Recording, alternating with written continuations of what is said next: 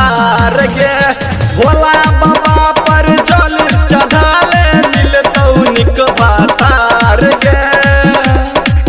हे तोरा तुर के छौरी सब नहीं रहलै कुमार गे आ भोला बाबा पर जल चढ़ाले मिलतौ निक भातार गे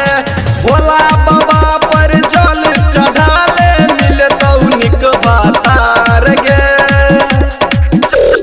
डीजे अमित तिवारी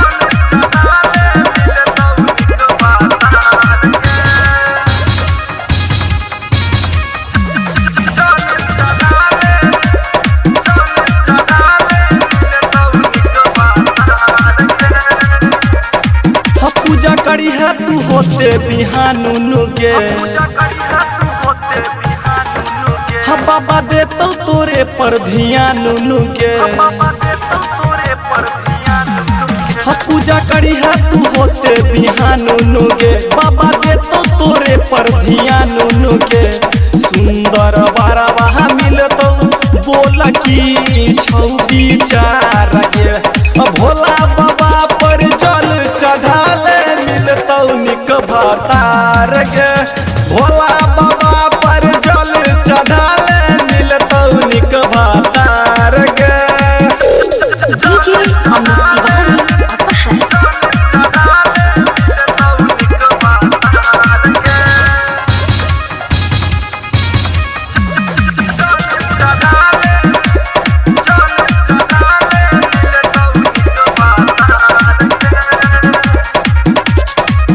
राइटर चंदन चरण जे लिखै छै भजन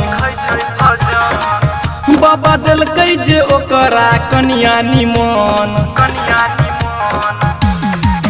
राइटर चंदन चरण जे लिखै छै भजन बाबा देलकै जे ओकरा कन्या निमन बाबा के कृपा से दीपक रघुपुरिया बनलै कलाकार हो भोला बाबा पर जल चढ़ाले मिलतौ निक भातार गे